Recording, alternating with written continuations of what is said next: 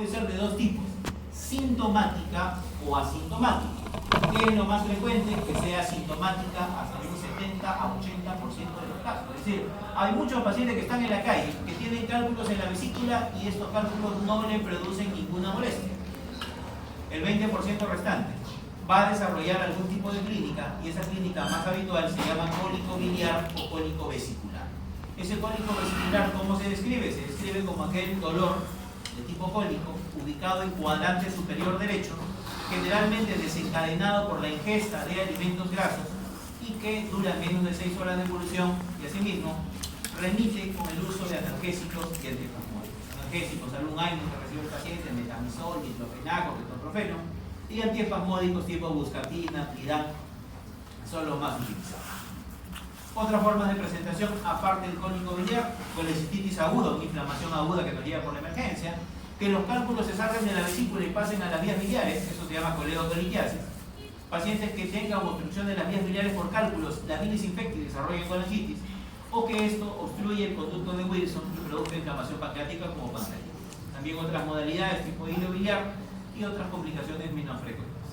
En relación a esto, vamos a decir que los pacientes que tienen cálculos en la vesícula, la mayoría son asintomáticos, y de los pocos que hacen síntomas, el cólico biliar representa su forma más frecuente de presentación.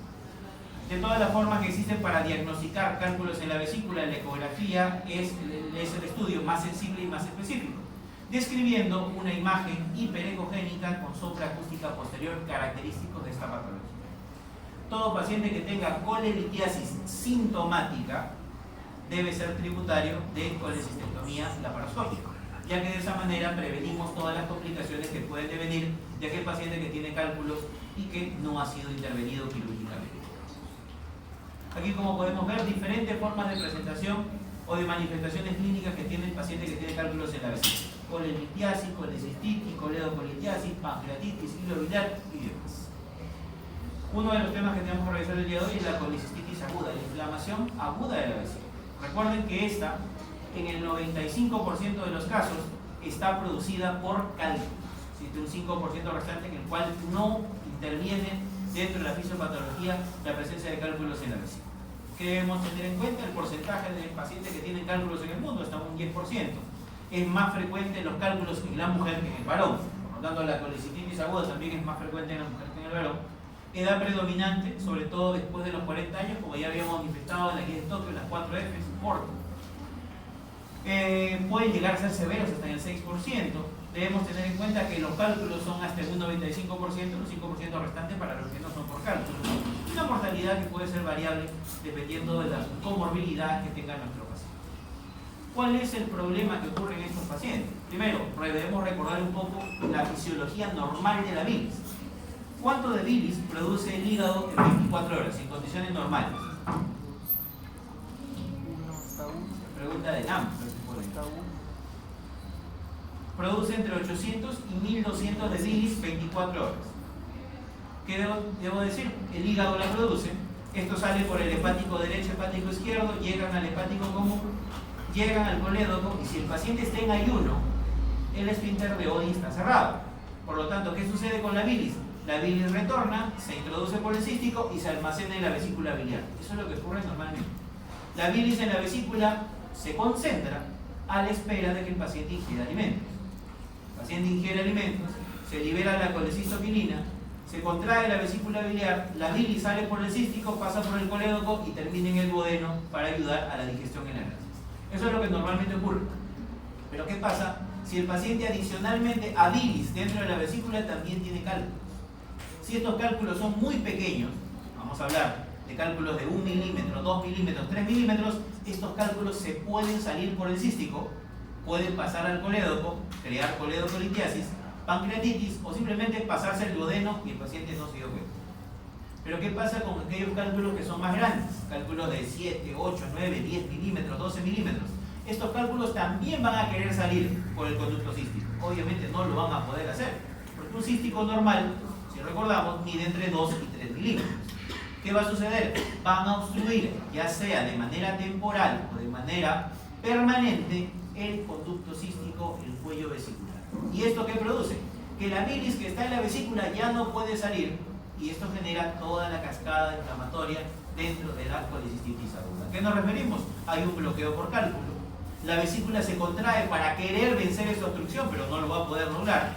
Esto genera un dolor en el paciente. Esto progresivamente aumenta la presión intraluminal en la vesícula y alterando la irrigación de la pared vesicular.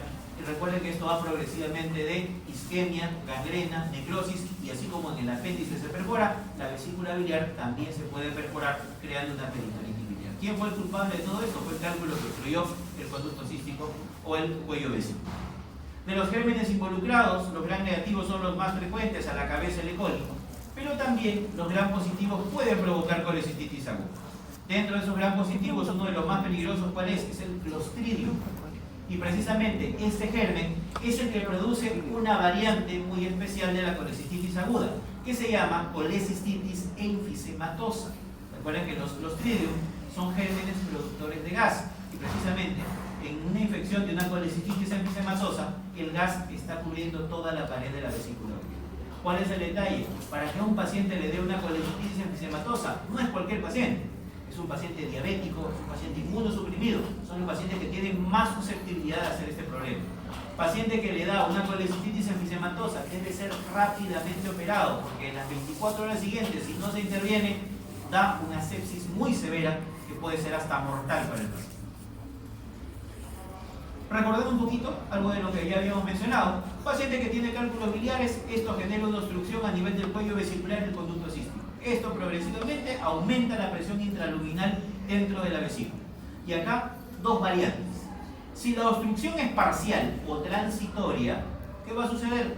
Al paciente le produce cólico biliar, le dura menos de 6 horas de evolución, le das analgésicos antiespasmódicos y el cuadro pasa o se resuelve espontáneamente.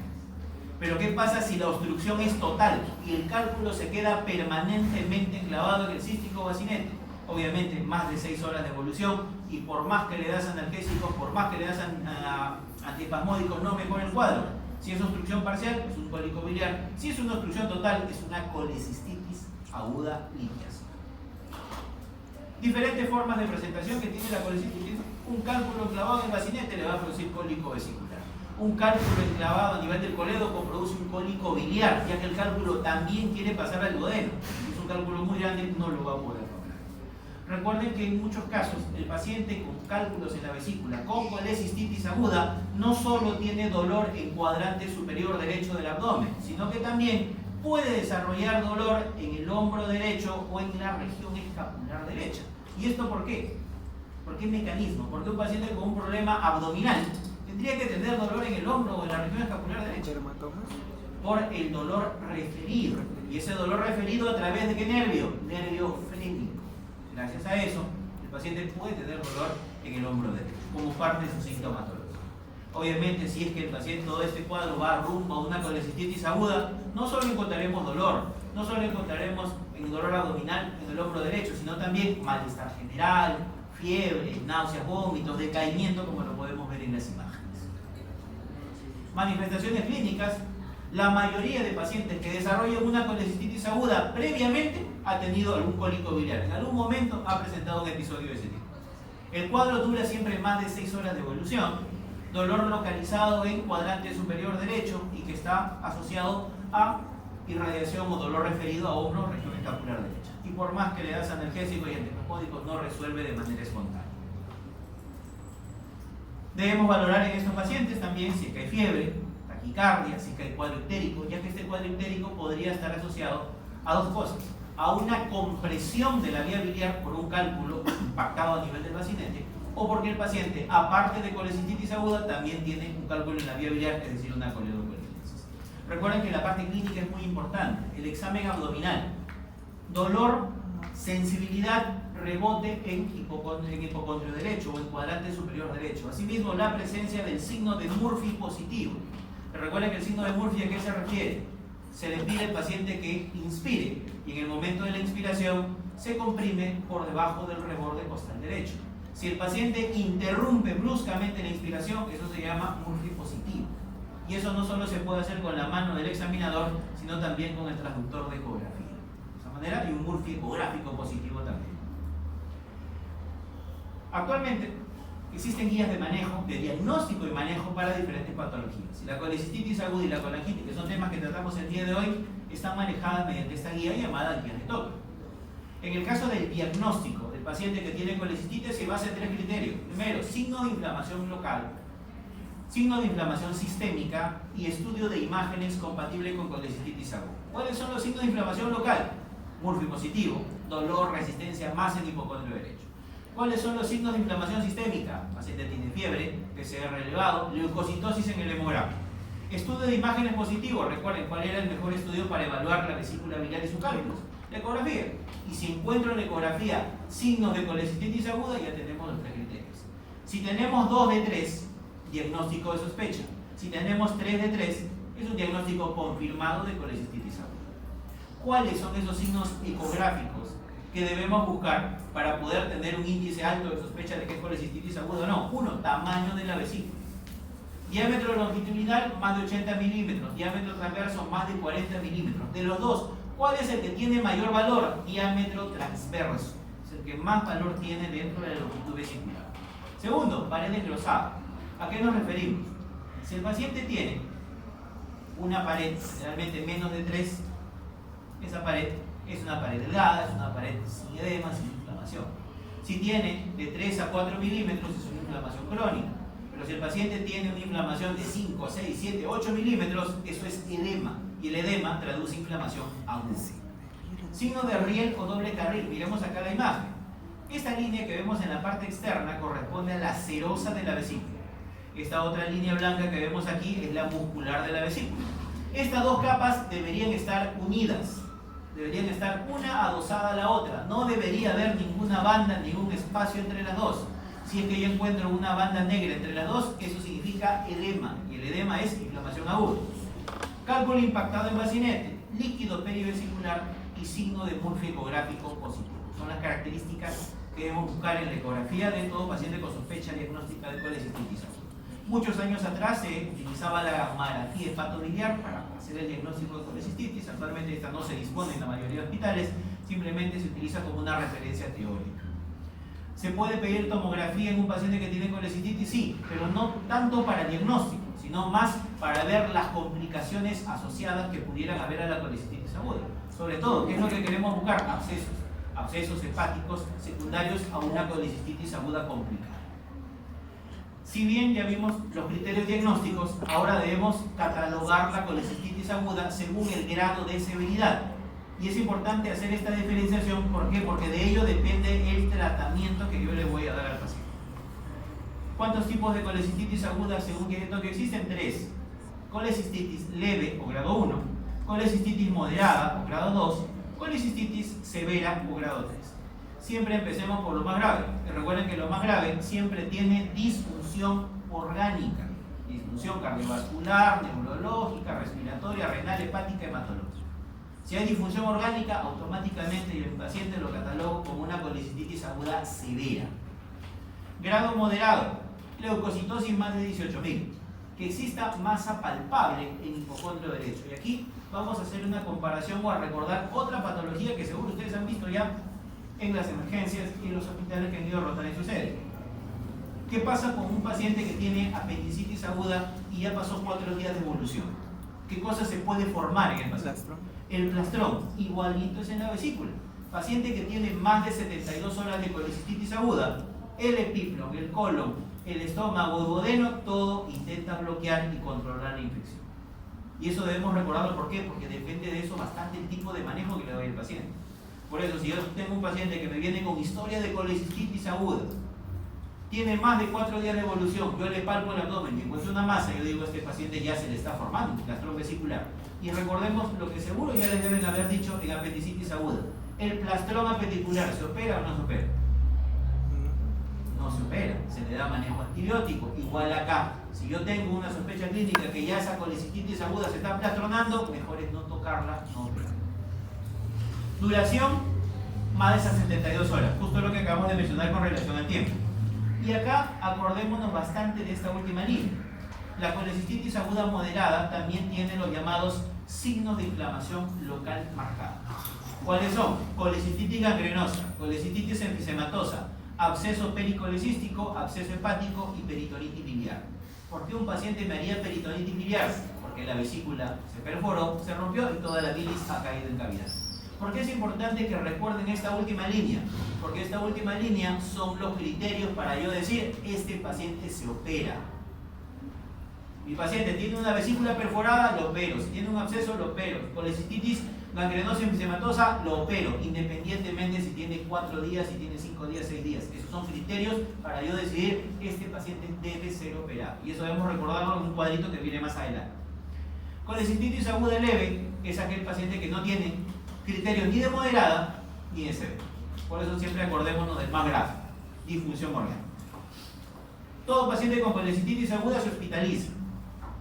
Hidratación endovenosa, iniciar analgésicos, el de elección. Seguro los que han ido a rotar por el seguro han visto bastante metamizol le dan al paciente. Por lo que van al ministerio muchas veces le dan ketoprofeno, que son los AINES más utilizados. Luego vienen los antiespasmódicos. Aquí está pues la bucapina, diosina, Pridam, que también son variedades que pueden utilizarse. Y en todo paciente con diagnóstico de colecistitis aguda, cualquiera sea de los grados, siempre inicio terapia antibiótica. Bueno, esto es lo que le voy a dar a todos. ¿Qué voy a hacer de manera específica para cada uno de ellos? Depende de qué grado. Eso también lo vamos a ir revisando progresivamente. Diversas opciones antibióticas vamos a encontrar. Por ejemplo, lo que han rotado en el MINS. ¿Qué tipo de cobertura antibiótica le daban a sus pacientes? A las colecistitis agudas que veían por ahí en la emergencia o que llegaban ya operados a los hospitales. La mayor parte de ellos utilizaban, también en el seguro, utilizan cefalosporinas de tercera generación. Ceftriaxona, para ser más exactos. Esto asociado a metronidazol. A menos puede que el paciente sea alérgico a la penicilina y en vez de ceftriaxona le daban cipro. Hablaba de las asociaciones más utilizadas. Pero ceftrametro y ciprometro no son las únicas opciones. Existen, según la guía de Tokio, miren, bastantes opciones. Si yo tengo un paciente que tiene colecistitis aguda grado 1, puedo darle ampicilina subartana. Puedo darle inclusive cefazolina, cefuroxima, ceftriaxona, siempre asociado a metronidazol. En cambio, si son colecistitis o colangitis grado 2, grado 3, la cobertura antibiótica debe ser mucho mayor, que puede ir hasta piperacilina tazobactam o cefalosporina de tercera, también asociados a metronidazol. Y siempre esto con un tiempo de evolución mucho más largo. Obviamente en las colangitis severas ya van a necesitar inclusive carbapenems para poder hacer la asociación. Es decir, no solo el ceftriametro, que la mayoría de ellos ya hemos visto, puede ser la cobertura antibiótica para nuestras colecistitis. Y acá también el tiempo, ¿no? Si tenemos un paciente que tiene colecistitis aguda grado 1, grado 2 y se ha operado, se le hizo la colecistectomía por emergencia, prácticamente con 24 horas de tratamiento está curado el paciente. En cambio, si tenemos colangitis o colecistitis aguda grado 2 y grado 3, esta va a ser necesaria inclusive 4, 7 o hasta 14 días de tratamiento antibiótico. Este cuadrito quizás es el más importante para poder definir la conducta en cada uno de los casos. Miren, acá tenemos colecistitis aguda grado 1 o leve, grado 2 o moderada, grado 3 o severa. Si yo digo colecistitis aguda grado 1, ¿cuánto de tiempo de evolución debe tener mi paciente? Menos de 72 horas. Paciente sin disfunción orgánica, paciente sin criterios de inflamación marcada. Diagnóstico de colecistitis, pero ningún otro criterio ni de moderada ni de severa. A este paciente con colecistitis aguda grado 1 lo hospitalizo, le doy analgésicos, antibióticos, antiespasmódicos, hidratación endovenosa, pero ¿cuál es el tratamiento de elección? El tratamiento de elección, ¿cuál es? Early colelam. ¿Qué significa? Colecistectomía laparoscópica temprana. Es decir, si yo diagnostico una colecistitis aguda grado 1 en la emergencia, el gold standard, el manejo ideal que debe recibir mi paciente, ¿cuál es? Debo de sacarle la vesícula, pero si lo voy a hacer, esta debe ser por vía laparoscópica. Si no hay laparoscopía, mejor no lo operes, porque lo que dice la guía es que si lo vas a operar, tienes que ofrecerle el máximo beneficio al paciente. Pero hacemos la pregunta acá, los que ya han cortado por emergencia o han visto en la sala de hospitalización, todas las colecistitis agudas que llegan a la emergencia se operan, y más aún por vía laparoscópica, muy pocas se operan. ¿Qué es lo que hacen en la mayoría de los casos? Enfrían el cuadro, le dan manejo médico. ¿Y por qué? No por desconocimiento de la guía, sino por varias razones. Primero, si no tiene laparoscopía, la guía te dice, si no es por laparoscopía, mejor no lo operes. Y segundo, ¿qué pesa más dentro de una emergencia? una perforación, un herido de bala o una colecistitis aguda? Obviamente un perforado, una bala, una trombosis mesentérica, un acuchillado es más emergencia que una vesícula. ¿Qué hacen con la vesícula? Le dan antibióticos, le dan analgésicos, enfrían el cuadro, 3 días después el paciente se va a la casa para manejo ambulatorio. Miremos lo que dice la guía, ¿no? Paciente con colecistitis grado 1, línea continua, lo ideal, Ehrlich-Colelat, sacarle la vesícula por vía laparoscópica en las primeras 72 horas. Pero, si esto no se puede, también te pone una opción, línea discontinua, que se puede hacer, pero no es lo ideal. Le puedo seguir dando antibióticos, analgésicos, antiespasmódicos, espero que se enfríe el cuadro, le doy de alta para que después se programe por consulta, que es lo que la mayoría de parte de ustedes han visto en las emergencias. Pero si a mí en un examen, repete el curso, en el INAM, en el examen de residencia, te dicen cuál es el tratamiento de elección de una colecistitis aguda leve en su segundo día de evolución, la respuesta siempre va a ser colecistectomía laparoscópica temprana. Independientemente si el hospital no tiene laparoscopio, si no lo quieren operar, si ese día habían 10 baleados, nada. La respuesta siempre va a ser esa. Colecistitis aguda moderada. ¿Cuánto tiempo de evolución tenía el de la moderada? 72 horas a más. Quiere decir que esa vesícula naturalmente ya se está plastronando. Y si se está plastronando, sería conveniente llevar la sala para desarmar el plastrón y abrir el duodeno, abrir el estómago, partir el hígado, perforar el colon por ahí, obviamente. En esos casos, miren acá, paciente que tiene colecistitis aguda moderada, le doy analgésicos, le doy antibióticos, hidratación endovenosa y lo ideal, voy a dar manejo conservador, antibiótico terapia, enfrío el cuadro, le doy de alta y que luego se programe de manera ambulatoria para su colecistectomía ya con un cuadro inflamatorio resuelto. Eso es lo ideal, es como el plastrón a película. Pero ¿qué debemos decir acá? ¿Se acuerdan de cuál era el último criterio de la colecistitis aguda moderada? Signos de inflamación local marcada. ¿Cuáles eran? Colecistitis gangrenosa episematosa, absceso pericolecístico, absceso hepático y perforación de la vesícula biliar. ¿Qué dijimos? Si nuestro paciente tiene alguno de ellos, es quirúrgico. Miren el término aquí. Paciente con colecistitis agudo grado 2, si tiene signos de inflamación local marcada, es tributario de cirugía de urgencia. Traducido al castellano, cirugía de urgencia significa opéralo. ¿Qué es lo que depende cuál va a ser el abordaje? Depende del equipo de guardia. Si no tienes torre de laparoscopía, obviamente no lo vas a hacer con la laparoscopía, de frente abierto. Si en el equipo de guardia está alguien que domina la laparoscopía, es muy hábil en la laparoscopía y lo puede sacar esa vesícula por vía laparoscópica porque se va a encontrar una vesícula horrorosa, el más beneficiado siempre va a ser el paciente. Le sacan la vesícula, incisiones pequeñas, 24 horas después el paciente está en su casa. En cambio, ¿qué pasa si es que en la guardia está alguien que no domina mucho la laparoscopía o es un cirujano ya de muchos años que no ha hecho mucha laparoscopía? Va a decir, no me hago problemas, de frente me voy a cirugía.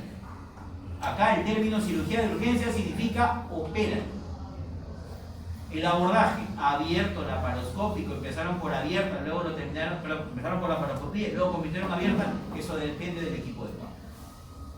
Finalmente, colecistitis aguda grado 3. ¿Qué criterio, qué palabrita siempre demarcaba un paciente que tenga una colecistitis aguda grado 3? Disfunción orgánica. Mi paciente está con hipotensión que requiere inotrópico, disfunción orgánica. Está con insuficiencia respiratoria, insuficiencia renal, trastorno sensorio, disfunción orgánica. Si mi paciente tiene disfunción orgánica, el tratamiento ya no es sacar la vesícula. El tratamiento es drenar la vesícula. ¿Y a qué vamos aquí?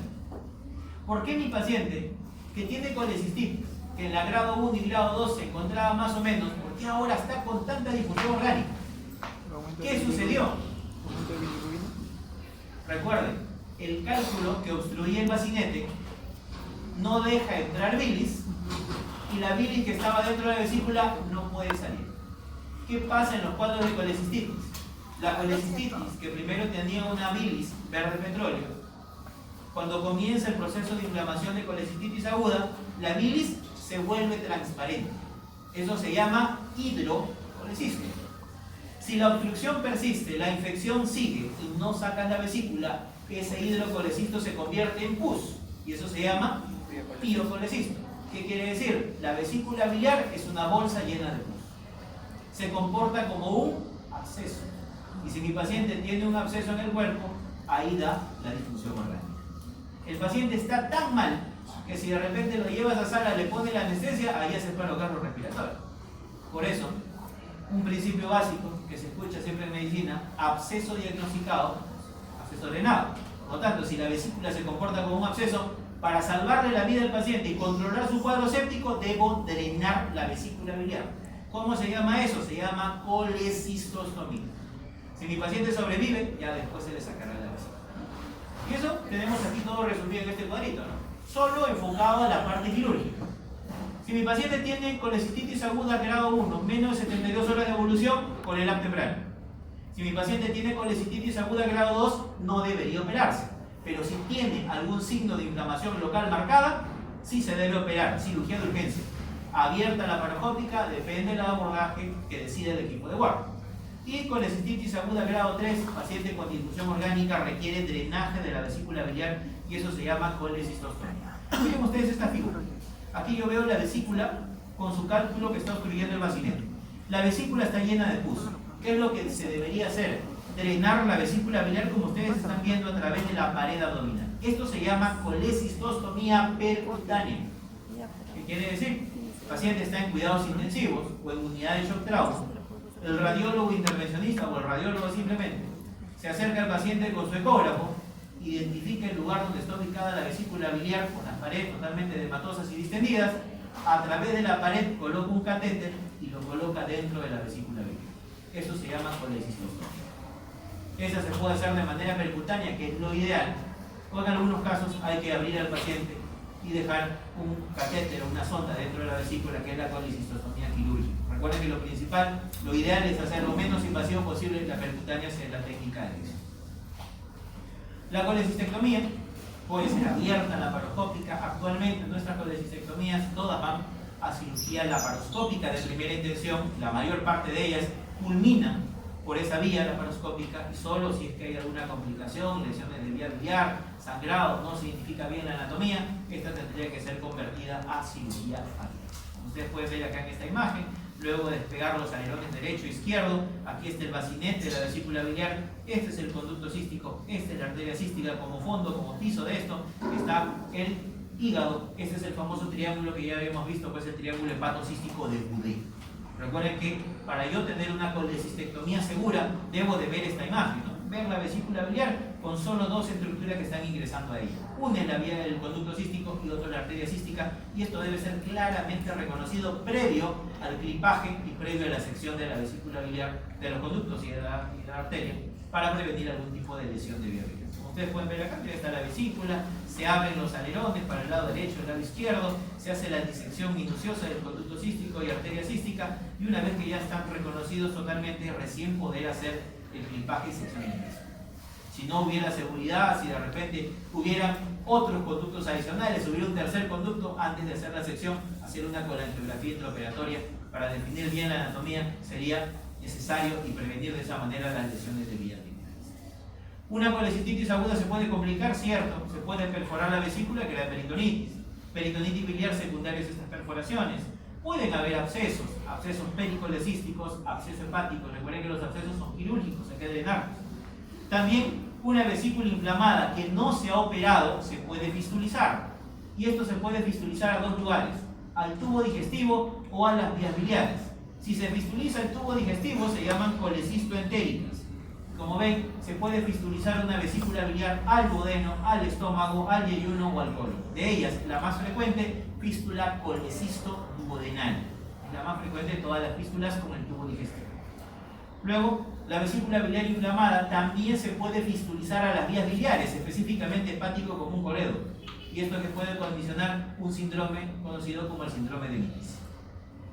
Precisamente, ¿qué es lo que sucede cuando un paciente tiene una fístula entre la vesícula y el duodeno? A través de esta fístula, los cálculos de la vesícula biliar van a pasar al duodeno, la bilis también, y ese cálculo va a migrar a través del duodeno, ángulo de Treitz, yeyuno ilion, y miren, ese cálculo se puede enclavar o en el ilion terminal o en la válvula iliocecal. ¿Qué cosa genera? Genera un cuadro obstructivo de asa delgada. Y ese cuadro obstructivo de asa delgada, ¿cómo se llama? Se llama hilo biliar.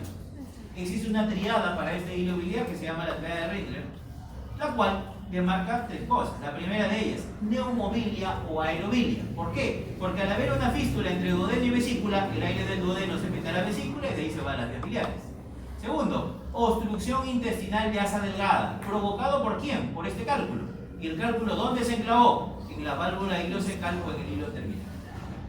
Pacientes que han tenido colelitiasis o tienen vesícula con cálculos, será. ¿Cuál es el tratamiento de elección de aquel paciente que desarrolla esta complicación? Cirugía.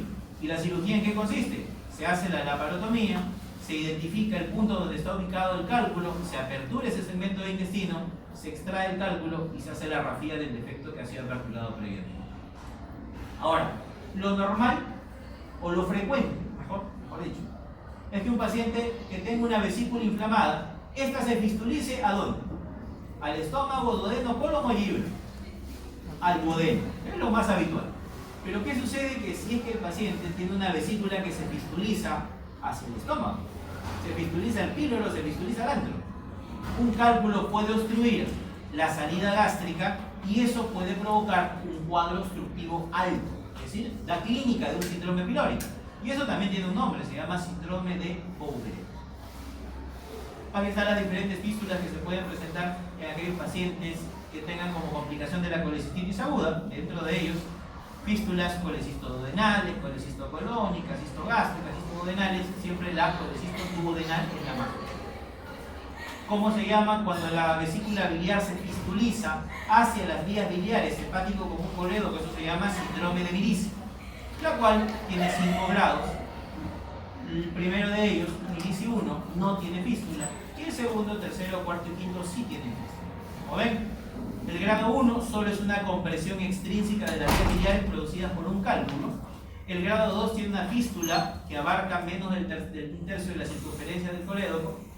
El grado 3, un compromiso fistuloso de hasta el 60%. El grado 4 es un compromiso mayor al 60%. Prácticamente la vesícula biliar ha hecho cuerpo con las vías biliares.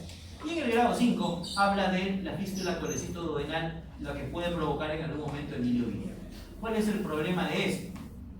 Cuando hay un paciente que tiene síndrome de Mirici, al estar unida la vesícula biliar a las vías biliares y al en muchos casos ser casi una unidad vesícula, vías biliares, ¿qué puede suponerse?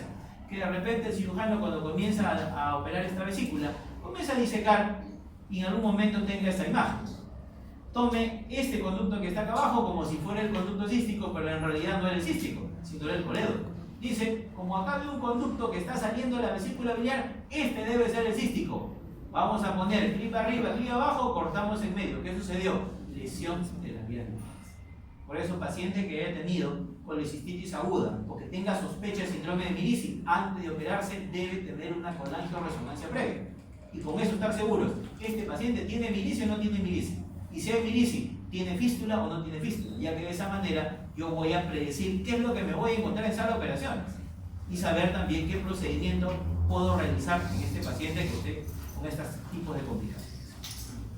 Dejamos las colecistitis agudas a un lado y ahora vamos a ver patología de las vías biliares.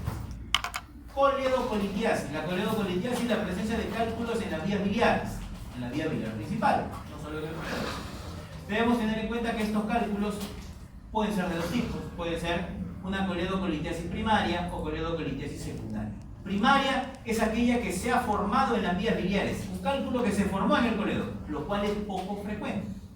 En cambio, la coledocolitiasis secundaria es aquel cálculo que se formó en la vesícula, salió por el cístico y pasó al coledo.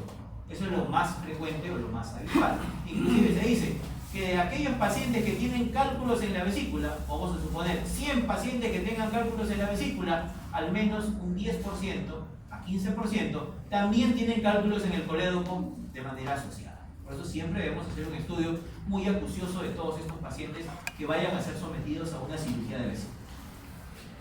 Los cálculos en la vía biliar, en el colédoco, pueden ser totalmente asintomáticos. Más aún, si son muy pequeños, prácticamente pasan desapercibidos.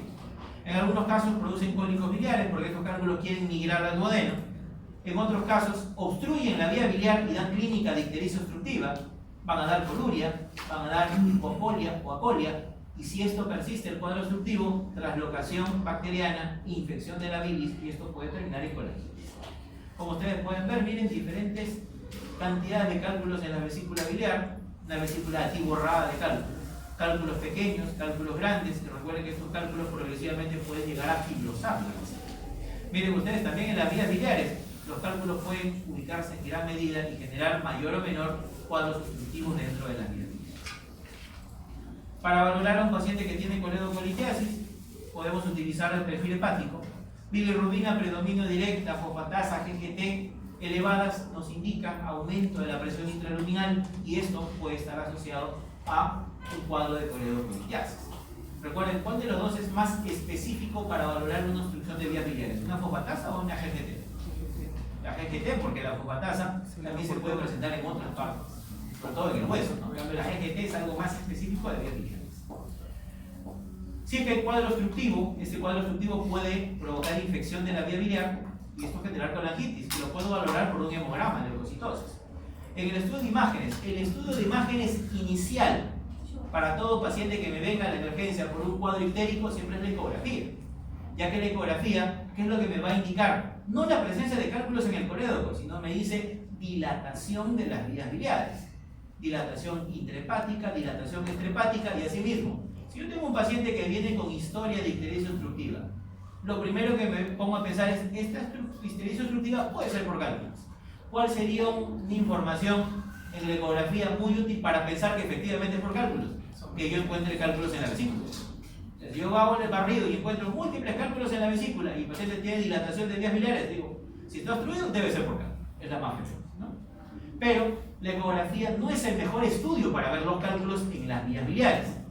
Si es un cálculo de 1, 2, 3, 4, 5 milímetros, la ecografía difícilmente lo va a ver. Pero si en el colédoco hay un cálculo de 20 milímetros, de 15 milímetros, la ecografía lo ve largamente, ¿no? Pero ¿cuál es el estudio de elección? Inclusive para ver cálculos muy pequeñitos, la colangioresonancia. Se puede complicar un paciente que tiene coledocolitiasis, cierto, se puede infectar la colangitis.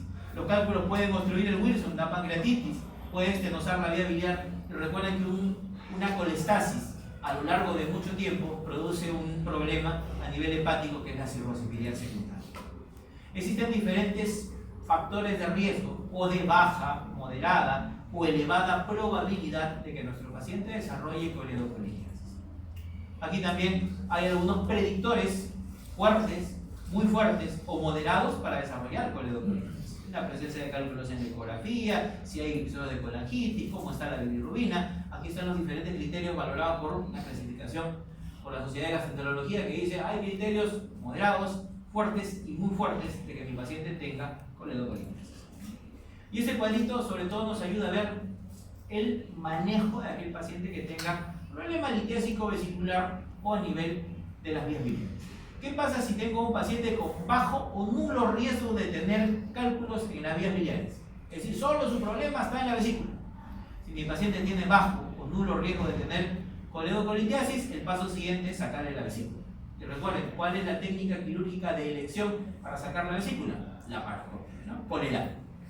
Si en sala de operaciones yo veo un conducto cístico muy ancho, una vía biliar muy ancha, digo, este paciente puede tener cálculos en las vías biliares que de repente no lo hemos reconocido antes en el preoperatorio, pudiendo ser necesario hacerle una colangiografía intraoperatoria.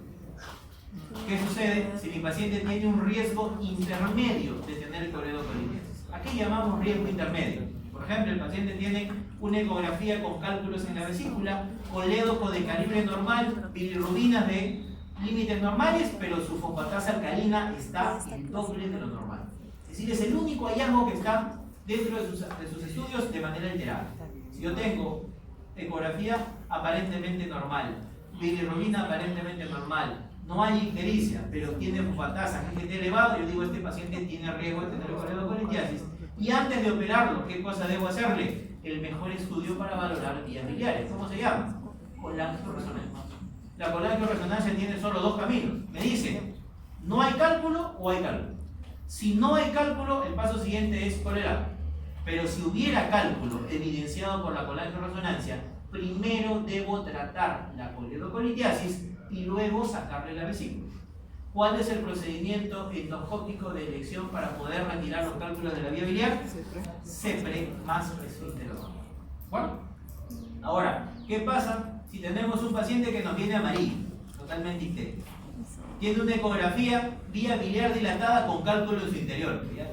La ecografía te está diciendo aquí hay coledocolitiasis. Si ya tengo evidencias claras de coledocolitiasis, el paso siguiente es CEPRE. La CEPRE puede tener dos resultados. Puede ser exitosa o no exitosa. Si la CEPRE logra sacar todos los cálculos y dejar limpia la vía biliar, el paso siguiente es corelar.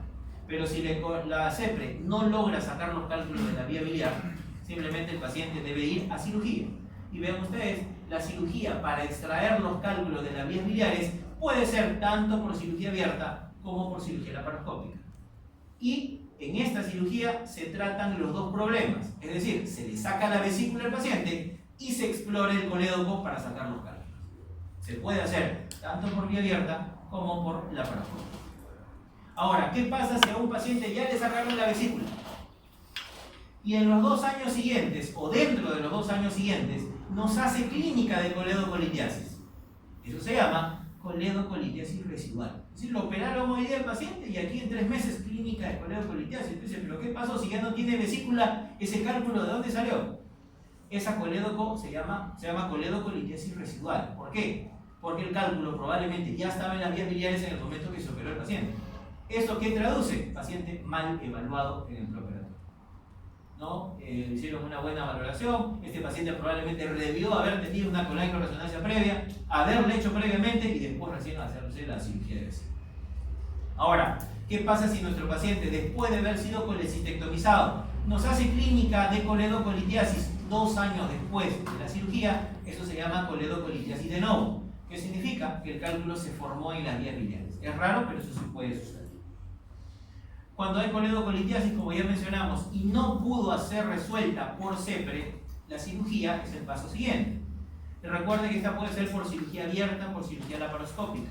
En estos casos, ¿qué es lo que se hace? Se hace una apertura en el cístico, se hace una apertura en el colédoco, se utiliza una sondita para irrigar las vías biliares y con eso uno puede hacer que el cálculo migre al duodeno o que salga hacia el orificio, hacia la coledocotomía que hemos realizado. Si es que no sale con el barrido de agua, ¿qué es lo que se va a utilizar? Se utiliza un balón para introducirse en las vías biliares, inflarlo por debajo del cálculo y jalarlo y exteriorizarlo por fuera de las vías biliares y de esa manera limpiar las vías biliares.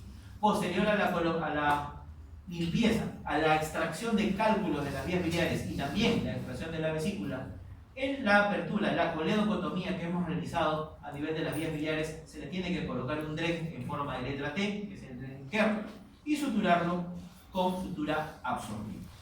Recuerden, ustedes ya rotaron por cirugía. ¿Cuánto debe producir un Kerr en condiciones normales? Si hoy día le hicieron a un paciente una colecistectomía más exploración de vías biliares, ustedes lo van a ver mañana. ¿Cuál es el volumen normal que debo esperarme encontrar por el Kerr?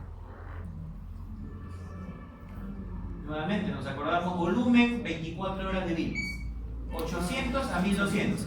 Se dice que por un Kerr en condiciones normales debe drenar la tercera parte del volumen de bilis 24 horas. Es decir, yo me espero de que por el Kerr debe salir 300 400. Eso es lo normal. ¿Qué significa que en vez de salir 300 400 por el Kerr salga 50 o 100? Dos opciones: o el Kerr está obstruido o toda la bilis está pasando al duodeno. ¿Qué sería algo bueno para el paciente? Es decir, la bilis está siguiendo su camino normal. Pero ¿qué sería lo más llamativo y lo más peligroso, por así decirlo? Que tú vayas a ver a tu paciente, veas los drenajes, veas Kerr y veas volumen 1024. ¿Qué quiere decir? Casi toda la bilis está saliendo por el Kerr. ¿Y eso qué significa? Obstrucción distal. ¿Qué quiere decir? De repente se han olvidado un cálculo acá abajo. O tanto han manipulado la vía biliar que se ha dematizado y no deja pasar la bilis hacia el duodeno. Todo paciente que se le ha hecho una colocación de un dren Kerr, entre el 5º y el 7º día del postoperatorio se le debe hacer una colegiografía a través del Kerr. Yo me llevo al paciente a radiología, por el Kerr le pongo contraste y le tomo una placa simple de abdomen. Y con eso, ¿qué estoy haciendo? La colegiografía trans-Kerr. ¿Para qué? Para ver si es que hay cálculos en la vía biliar, para ver si el contraste fácilmente pasa al duodeno y si por ahí no se ha quedado ni un cálculo olvidado en las vías biliares. Y esta es otra pregunta. ¿Cuándo se hace el retiro del Dren-Kern? ¿Cuándo se retira el Kern? Recuerden que este Kern está en las vías biliares, está en el coledo. Y de ahí sale hasta la pared abdominal. Este trayecto que hay entre colédoco y pared abdominal tiene que cubrirse con tejido de granulación. Tiene que formarse un trayecto fistuloso. Ese trayecto fistuloso, ¿cuánto demora? 2 semanas. ¿Qué quiere decir? Que si yo le quito el Kern antes de las 2 semanas, ¿qué va a suceder? El colédoco va a quedar abierto a cavidad y toda la bilis va a salir a cavidad, peritonitis biliar. Reoperación del paciente. En cambio, si es que ya pasaron las 2 semanas, pasaron los 14 días, yo saco el Kern y va a haber una comunicación, un puente que comunica colédoco con la piel, va a salir unas gotas después de bilis en los siguientes días y luego eso se colapsa y se cierra. Cuando se infectan las vías biliares, generalmente por éstasis de las vías biliares, se llama colangitis, una infección generalmente debidas a cuadros obstructivos y los cálculos a la cabeza siempre es la etiología más importante. Debemos tener en cuenta que existen diversos tipos de gérmenes a nivel de las vías biliares que producen colangitis, Klebsiella, Enterococo, E. coli, Enterobacter, Proteus, Errata, Pseudomonas, como los gérmenes más frecuentes. ¿Qué debemos tener en cuenta? Existen ciertos mecanismos que intentan defender de la infección a nivel de las vías biliares, dentro de ellos el esfínter de Oddi. Recuerden que el duodeno, si bien está formando parte del tubo digestivo, también puede contener gérmenes. Y el esfínter de Oddi, al mantenerse cerrado, evita que estos gérmenes del duodeno pasen hacia las vías biliares. El flujo biliar, la acción bacteriostática de las sales biliares, el factor inmunológico a nivel hepático nos previenen de ciertas infecciones que pudieran ocurrir a nivel de las vías biliares. Debemos tener en cuenta que, como ya dijimos, que 100 pacientes que tienen cálculos en la vesícula, al menos entre un 10 y un 15%, aparte de tener cálculo en la vesícula, también lo tienen en las vías biliares. Por eso es importante hacer un adecuado estudio de cada paciente. Si tuviera coledocolitiasis, primero se trata la coledocolitiasis y luego se hace la colecistectomía. Debemos tener en cuenta que la coledocolitiasis sintomática, que puede causar colangitis, es un 0.2%, a diferencia de la colecistitis aguda, que era más frecuente en la mujer. En el caso de la colangitis es similar para ambos géneros, sobre todo en pacientes adultos mayores, es con mayor frecuencia un problema que conlleva abdomen agudo. De todas las causas que pueden obstruir las vías biliares y que nos llevan a éstasis biliar, translocación bacteriana y finalmente colangitis, a la cabeza, coledocolitiasis es la más importante. Luego vienen las neoplasias tanto de las vías biliares, el colangiocarcinoma, como los tumores periambulares. Alteraciones del esfínter de Oddi, estenosis benignas, parásitos, cuerpos extraños también pueden provocar colangitis. Hablando de los parásitos, si bien en nuestro medio no son tan frecuentes, Clonorchis sinensis pueden provocar obstrucciones biliares, colestasis y colangitis, pero sí, pues los ascaris o la fasciola hepática en nuestro medio sí pudieran provocarlo. A veces la fasciola se mete en el colédoco, un ascarita metido en el colédoco, esto te obstruye la vía biliar y esto produce colangitis. Causas raras, pero pueden suceder. Mecanismos por los cuales las bacterias infectan las vías biliares. Infección ascendente a partir del duodeno, que es la más importante. Diseminación bacteriana a través de la vena porta o los linfáticos, por una bilis infectada que provenga del hígado o infección de la vesícula biliar. Una colecistitis también puede provocar infección de las vías biliares adyacentes. Distintos tipos de colangitis pueden existir: colangitis aguda secundaria a colecistitis, colangitis supurativa, no supurativa aguda, colangitis supurativa aguda obstructiva, colangitis supurativa aguda acompañada de un absceso hepático, colangitis supurativa aguda, diferentes formas de clasificar clínicamente a los diferentes tipos de colangitis. Aquí vemos su descripción, cada una. Clínicamente, o clásicamente, por decir así, se decía pues que la colangitis tenía la triada de Charcot, ¿no? Fiebre, dolor y tes. Si a esto le asociábamos trastorno de sensorio e hipotensión, esto se llamaba pentada de Reynolds, lo cual sugiere una colangitis severa. ¿Por qué? Porque al igual que en la colecistitis, cuando hay disfunción orgánica, cuando hay trastornos hemodinámicos, ya estamos hablando de grados severos de la evolución. Tal y como lo habíamos mencionado para la colecistitis, acá también hay criterios diagnósticos. ¿Cuáles son los criterios diagnósticos para colangitis? Primero, signo de inflamación sistémica, signo de colestasis y estudio de imágenes positivas. Signo de inflamación sistémica, fiebre, escalofríos o un PCR elevado, leucocitosis en el hemograma. Signo de colestasis, clínicamente que mi paciente esté ictérico o que tenga perfil hepático alterado, bilirrubina o patasa GGT alterada. Estudio de imágenes, mínimo una ecografía que me diga obstrucción de vías biliares o que me diga dilatación de vías biliares o que tenga algún otro estudio, tomografía, resonancia que me indique esta es la causa de la obstrucción biliar y responsable de toda la colestasis y de la infección de la angioma. 2 de 3, diagnóstico de sospecha. 3 de 3, diagnóstico confirmado. Aquí están las características o los rangos: fiebre, PCR elevado, leucocitosis, rangos de bilirrubina, sobre todo predomina directa, y también las alteraciones a nivel de las enzimas hepáticas. Al igual que como existía en la colecistitis, 3 grados, leve, moderada, severo, la colangitis también tiene 3 grados. Colangitis severa o grado 3, siempre disfunción orgánica. Colangitis moderada, ¿qué cosa va a tener? Leucocitosis y leucopenia, signo de sepsis. Fiebre, más de 39.5. Paciente geriátrico, más de 75 años. Hiperbilirrubinemia e hipoglucemia. Criterio diagnóstico de colangitis moderada. Y también está la leve, que es aquella que no tiene criterios ni de moderada ni de severa. ¿Por qué es importante recordar y saber esos grados? Porque en base a ello yo puedo definir la conducta y más que definir el procedimiento en sí, puedo definir el momento que debe ser realizado ese procedimiento. ¿Qué debo tener en cuenta? Todo paciente con colangitis se hospitaliza.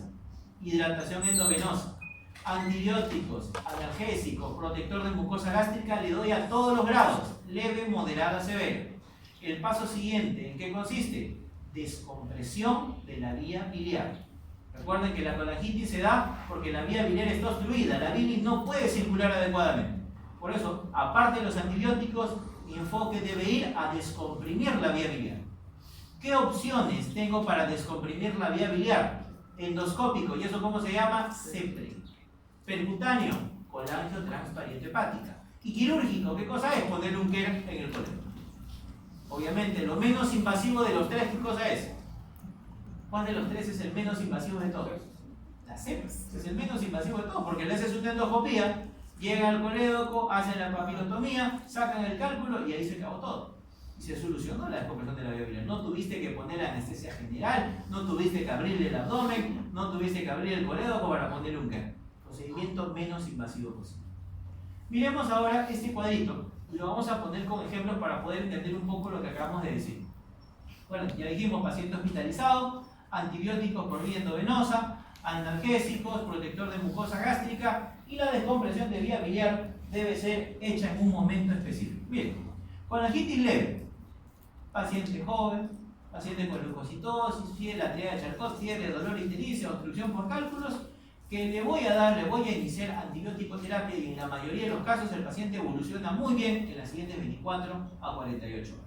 Como ven acá dice antibióticos, medidas generales, continuamos los antibióticos hasta su término y luego descomprimos la vía biliar. Ponemos el primer ejemplo. Paciente llega a la emergencia. Paciente de 60 años, cálculos en la vesícula, cálculos en el colédoco, nos viene con fiebre, dolor y ictericia, 15.000 leucocitos. Tú dices colangitis. Haces la valoración, colangitis leve. Le das antibióticos y para la noche del día viernes el paciente está muy bien. Controlada la infección. Tú dices, este paciente tiene colangitis, estamos controlando la infección con antibióticos, pero este paciente, para poder asegurarnos una buena evolución, hay que descomprimirle la vía biliar. Hay que hacerle CEPRE. ¿Cuándo le hacemos CEPRE? Como este paciente está yendo bien, vamos a hacerle la CEPRE de manera programada electiva el lunes a primera hora. ¿Por qué nos da tiempo? Es un paciente estable, está respondiendo bien a los antibióticos y no hay mucho apuro. Pasamos a la moderada. Miren qué dice la moderada. En la moderada, drenaje biliar precoz, asociado a antibióticos, asociados a medidas generales. Paciente llega a la emergencia viernes 8 de la mañana, pero ahora me llega pues con 20.000 leucocitos. Paciente de 70 a 75 años. Tú dices, esta es una colangitis moderada. Le damos antibióticos, el paciente mejora, pero no mejora tan bien como hubiera sido una leve. Tú dices, este paciente tiene una colangitis moderada, fecha, estamos viernes. Si no le hacemos la CEPRE en las siguientes 24 horas, ¿qué puede suceder? El sábado se me descompensa, el domingo se me descompensa, mucho peor, no hay gastroenterólogo fin de semana, ¿y qué va a suceder? Va a perder su oportunidad de descomprimir la vía biliar de la manera menos invasiva posible. Entonces mi paciente llegó el viernes, lo manejé el viernes, hablo con el gastroenterólogo y le digo, ¿sabes qué? Hazle CEPRE sábado a las 8 de la mañana. Como ven, cambió ya es siguientes 24. Colangitis severa. Nuevamente, viernes 8 de la mañana llega un abuelito de 75 años con trastorno de sensorio, hipotenso, taquicárdico, no orina y está desaturado. Colangitis severa.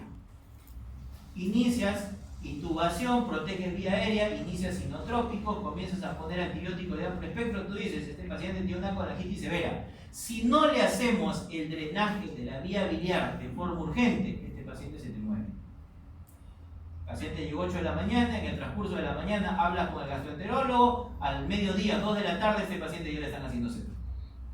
Como ven, drenaje biliar urgente, debo hacerlo en las horas siguientes. Drenaje biliar precoz va a ser en las siguientes 24 horas. Y drenaje biliar o descompresión de la vía biliar para una colangitis leve me puedo tomar 2 a 3 días, porque el paciente me lo permite. ¿Qué es lo que es común en los tres casos?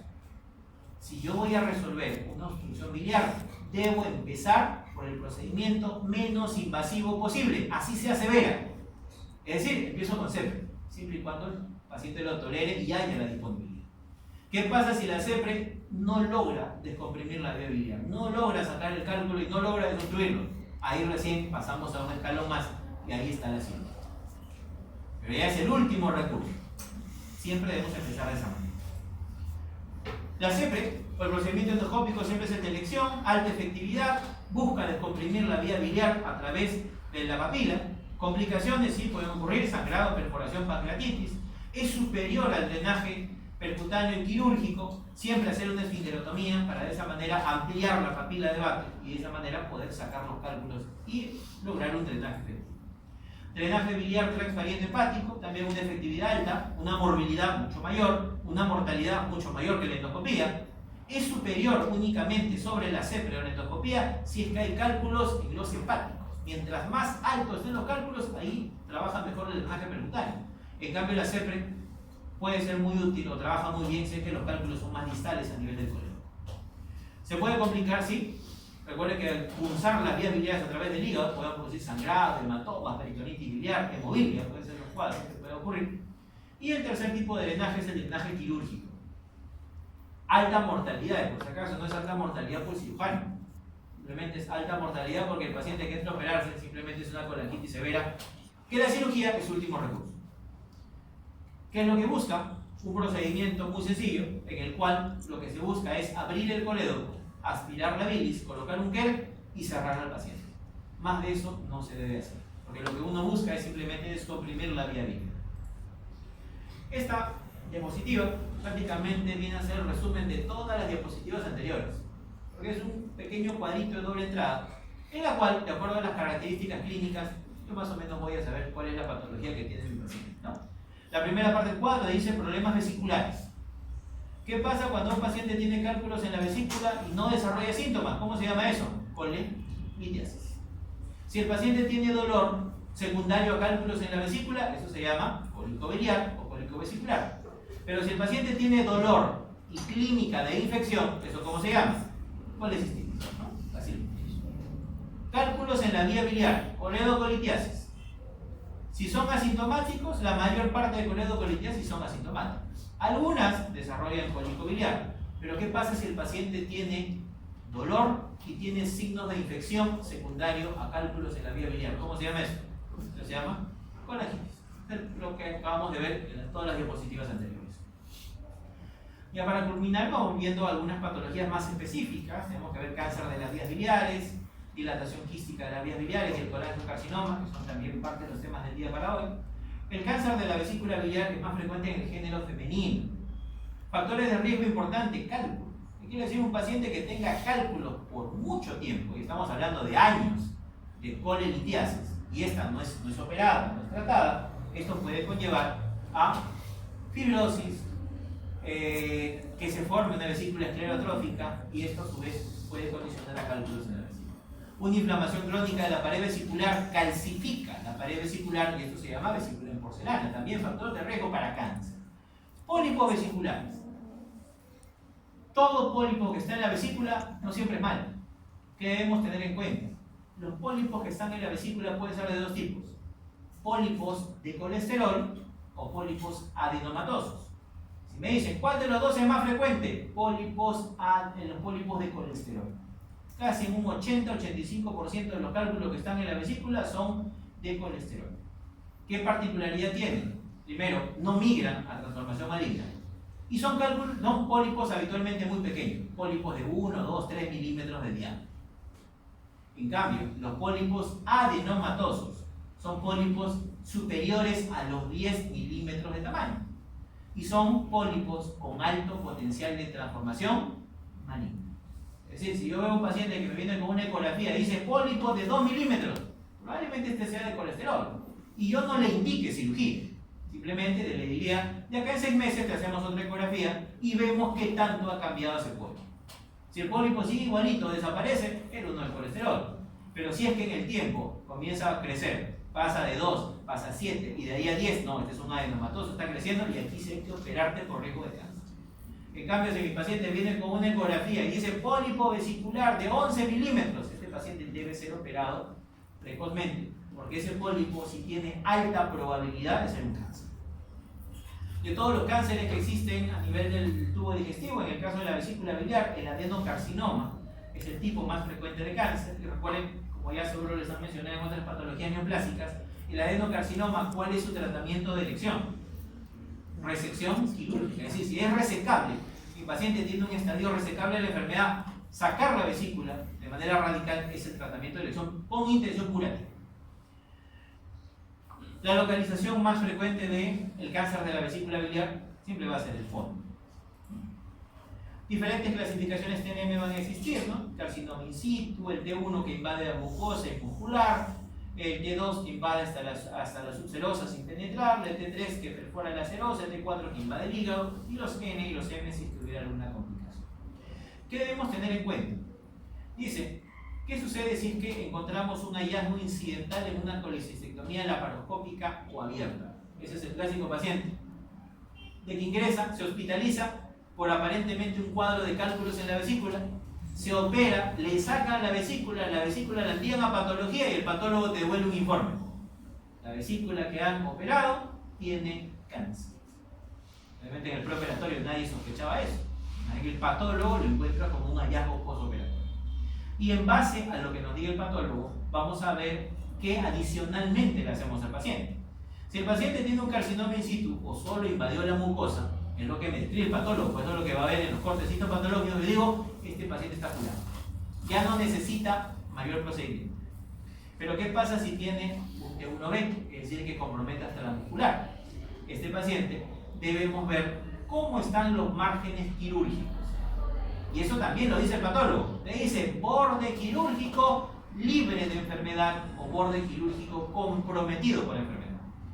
Si te dice libre de enfermedad neoplásica, paciente está curado, no requiere otro procedimiento. Pero si te dice, han sacado la vesícula, hemos encontrado cáncer y hay margen comprometido, alta sospecha de que hay cáncer en el paciente que se ha quedado, este paciente debe ser sometido a una resección hepática. Y acá nos acordamos de las primeras diapositivas que acabamos de mencionar. ¿Cuál es el segmento, cuáles son los segmentos donde está ubicada la fosa cística o lecho vesicular? 5 y 4. 4 y 5. ¿Qué quiere decir? 4 A este paciente que ya le sacaron la vesícula tiene que ser reintervenido. Se tiene que resecar segmentos 4 o 5 del hígado y hacer una resección de todos los ganglios del ligamento hepatodental. ¿En razón a qué? De dejar al paciente libre de enfermedad y ofrecerle la mejor terapia curativa a ese paciente. En cambio, ¿qué pasa si el paciente tiene a partir de T2, es decir, que llega hasta la subserosa? Este paciente debería ser sometido igualmente a una colecistectomía. Ahora, eso es si es que fue un hallazgo incidental, ¿no? Pero ¿qué pasa si nosotros estamos evaluando a un paciente en consultorio? Nos dice, me han dicho que tengo cálculos en la vesícula, acá está mi ecografía. Tú ves la ecografía dice vesícula en porcelana.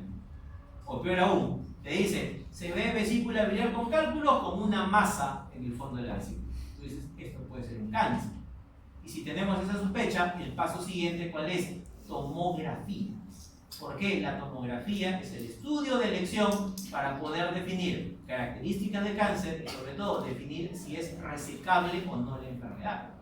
Muy diferente que la enfermedad solo esté abocada a la vesícula biliar, a que la tomografía te diga, paciente tiene metástasis en hígado, tiene carcinomatosis, que nos indica ya un estadio muy avanzado.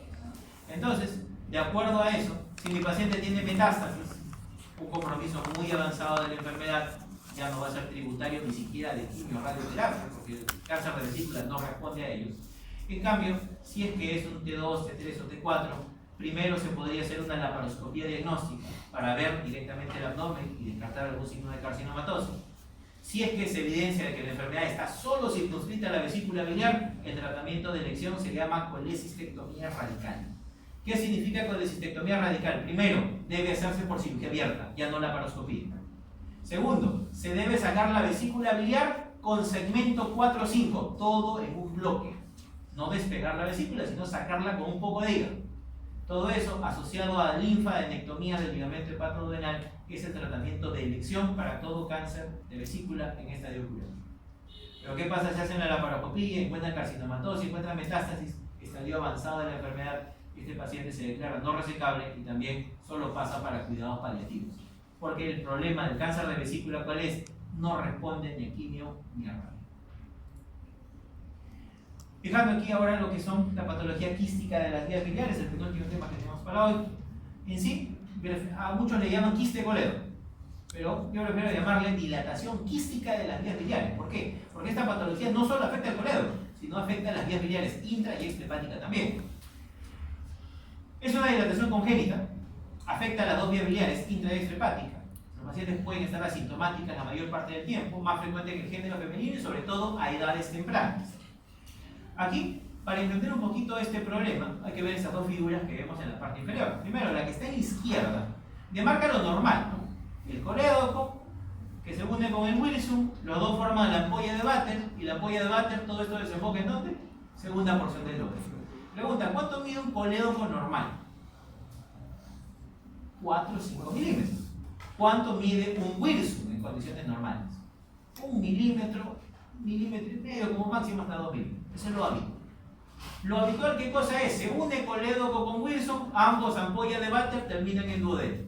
O también puede ser que el colédoco, al ser más ancho, se vaya directamente al duodeno y el Wilson se le una por un costadito. Hasta ahí no causa problemas. Pero ahora miremos lo que está en el lado derecho. ¿Qué sucede? El Wilson, que mide 1 milímetro, es el que se va directamente al duodeno y el colédoco es el que se le une por un costado. Este es igualito que el tráfico de Lima. Calle de 4 carriles, intersección con una de un solo carril, hora punta. ¿Qué va a suceder? El Wilson no tiene problema, porque su drenaje va directo al duodeno. ¿Quién es el que tiene problemas? La vía biliar, el colédoco. Al inicio no la siente, ¿por qué? Porque la bilis va bajando gota por gota. Pero acuérdate que el hígado no le interesa que esto haya sido mal formado. El hígado te produce todos los días 800 a 1200. ¿Qué va a suceder? La bilis va a comenzar a acumularse. Y el colédoco, de pasar a medir 4 a 5 milímetros, pasa a tener 8 a 10 centímetros de diámetro. Y son quistes colédocos que tienen 300, 400, 500 de bilis retenida ahí. ¿Esto qué produce? Colestasis. Y la colestasis, ¿qué puede llevar? A colangitis en algún momento de su evolución. Y precisamente, la colangitis es una de las formas clínicas por la cual estos pacientes pediátricos llegan a las emergencias. Llegan con fiebre, llegan con ictericia, llegan con dolor, llegan con masa en hipocondrio derecho y uno dice, pues esto parece una dilatación quística de la vía biliar, que es el grupo etario en el cual se va a presentar. Existe una clasificación para esta dilatación quística que se llama clasificación de Todaño. 5 tipos. El primero, tipo 1 o fusiforme, que es el más frecuente, es un 80%. Tipo 2, que es una dilatación diverticular de las vías biliares, dilatación diverticular de las vías biliares. Tipo 3, dilatación del colédoco distal, también llamada colédococele. Tipo 4 se divide en A y B. El 4A, dilatación de la vía biliar intra y extrahepática. 4B, solo de la extrahepática. Y finalmente el grado 5, que también se le llama enfermedad de Caroli, es la que tiene dilatación quística puramente de las vías biliares intrahepáticas. De ellas, el tipo 1, que es el más frecuente. Como ya mencionamos, existe una triada para la valoración de los pacientes con quiste de colédoco o dilatación quística de las vías biliares. ¿Cuál es? Dolor en hipocondrio derecho, masa en hipocondrio derecho e ictericia. Es la clínica habitual por la que la mayoría llega a la emergencia.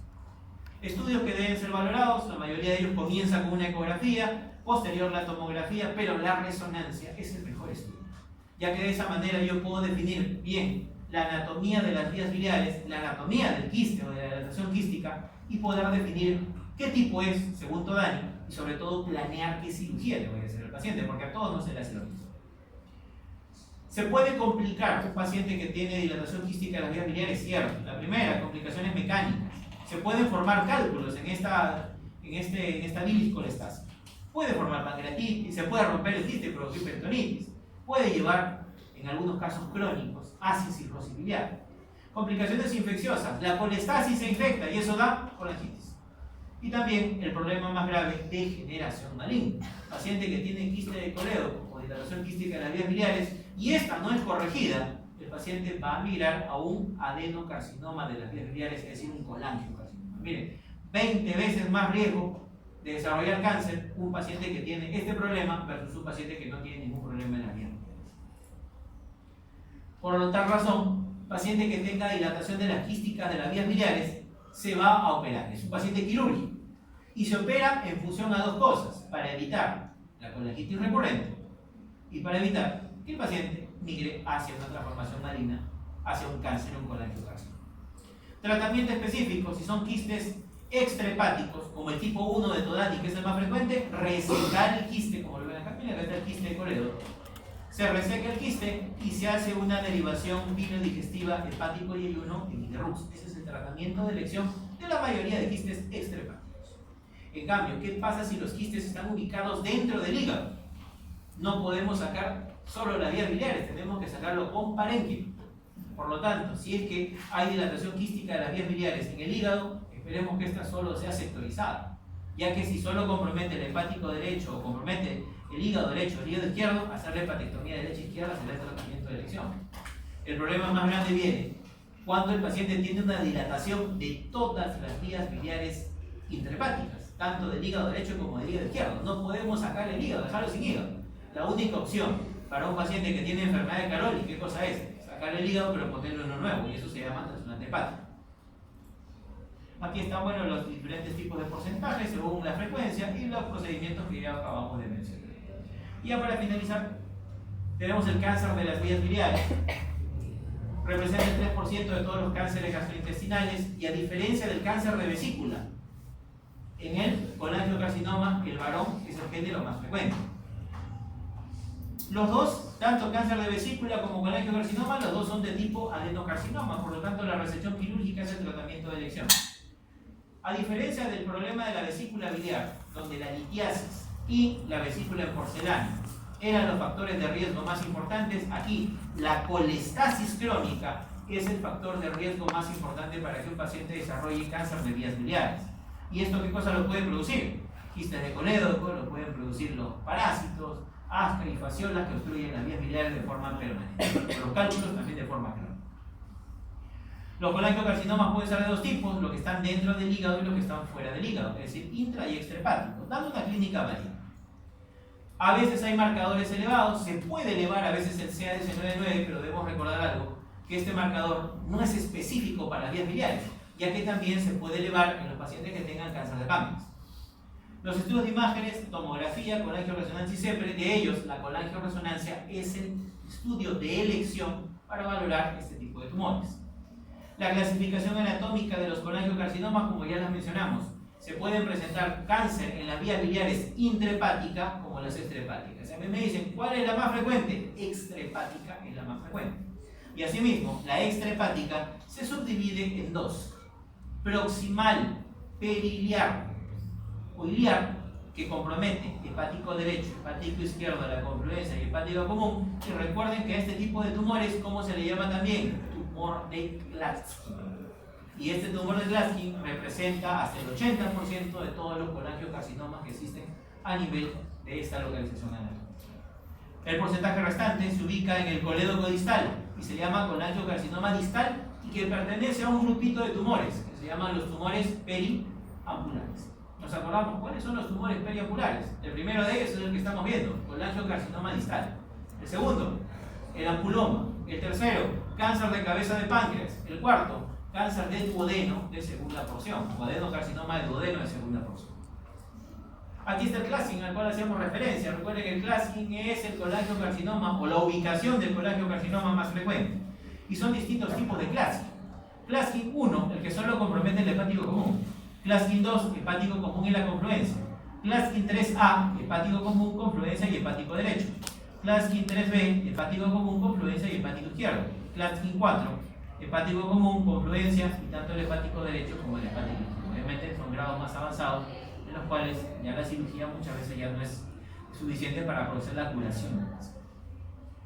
Acá podemos ver cuál es el manejo. Recuerden que todo adenocarcinoma en tratamiento de elección es resección quirúrgica y este adenocarcinoma también lo es. Y acá lo podemos dividir en dos grupos muy puntuales. Si el paciente tiene un tumor proximal, un tumor de Klatskin, el procedimiento quirúrgico de elección, ¿cómo se llama? Vamos a resecar la tumoración y se hace una derivación bilodigestiva hepático y ayuno en hidrógeno. Muy similar a lo que se hacía en quiste colérico. Ahora, ¿qué pasa si mi paciente tiene un colangiocarcinoma distal que pertenece al grupo de los tumores perioculares? Recuerden que el tratamiento de elección de todos los tumores perioculares, ¿cuál es? Duodenomagnerectomía cefálica o cirugía de último. Con eso hemos terminado.